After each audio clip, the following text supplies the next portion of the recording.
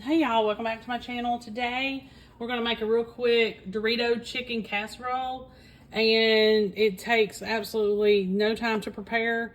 You dump everything in a bowl, then when you've got it all mixed together, you dump it in your baking dish. I've already got my oven preheated to 350 degrees, so let's get started. Instead of using chicken breasts, I'm just going to use boneless, skinless thighs. I went ahead and cooked those. These are about 5 or 6 of those. Boiled them. If you've got leftover chicken or rotisserie chicken, that'll work just fine as well. And you can also use chicken breast if you prefer. So after I drained it and everything, chopped it up, put it in here. So you're going to just start adding all the things. So the next thing we're going to add is about a cup of sour cream. And we're going to add 2 cans of cream of chicken soup. I'm using the lower sodium, but you don't have to.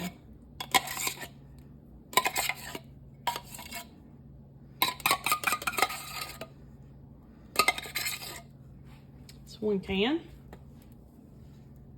And 2.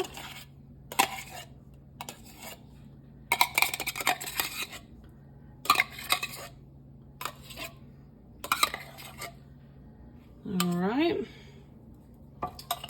1 can of Rotel drained.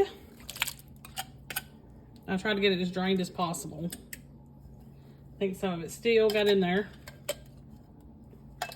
1 can of whole corn, 1 can of corn, drained as well.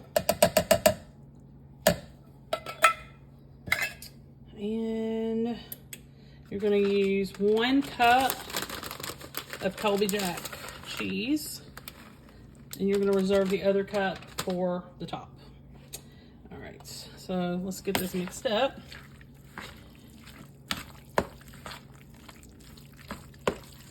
Doesn't look like much, but it tastes really good.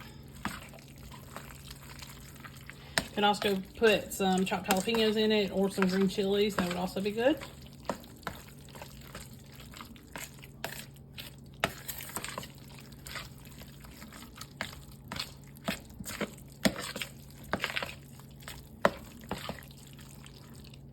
All right, let me get my pan.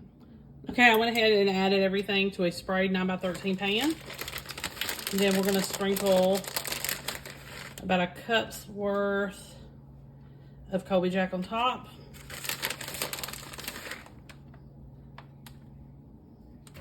And then I'm going to grab my chips.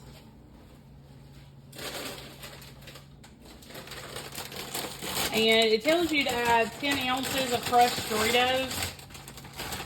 But I'm going to see if it's going to take the whole bag, because I don't want to do too much of a layer. So you're just going to crush these and put on top.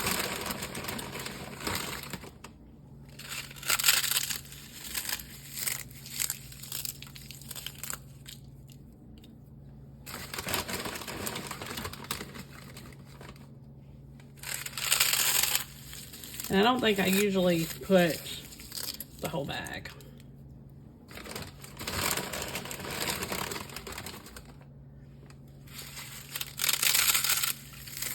If you ever have any crushed Doritos like at the bottom of the bag and you don't want to eat them but you don't want to throw them away, this is a good casserole to kind of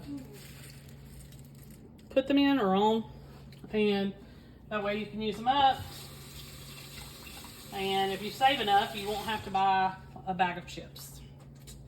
Okay, so we've already added our chips and our last cup of cheese. We're going to bake this for 15 minutes or until it's warmed throughout and the cheese is melted.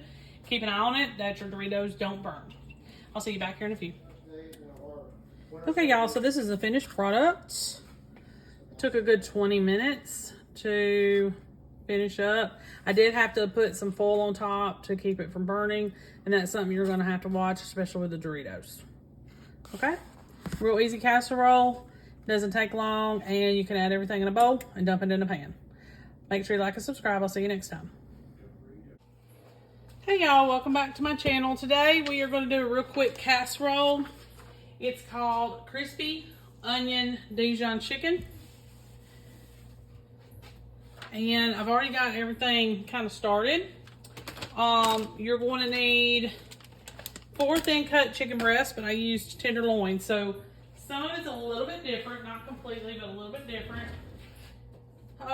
You should find it pretty easy to accomplish this recipe because it's only a few ingredients. So sprayed my 9x13. I also put my chicken in here and it's about halfway frozen. I didn't think that would really matter. So now I'm going to sprinkle some garlic salt, not garlic powder, but garlic salt on this. I'm just going to lightly do it. You can do both sides if you prefer. And we're going to also put some pepper on there. You're going to put some Dijon mustard on it. And I'm going to kind of smooth this out with a brush. So it's kind of brushed on.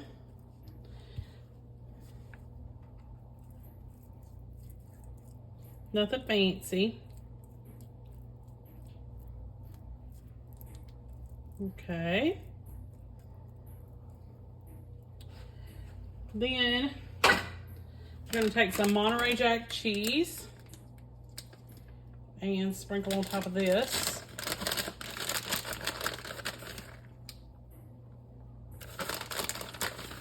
Should only use about a cup's worth.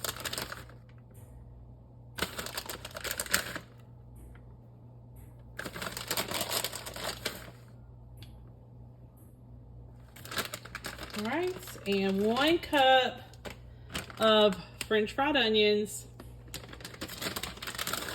Kind of crumble up a little bit on top. I'm not going to be precise about it. These are always yummy, so I'm just going to crumble them up just a little bit.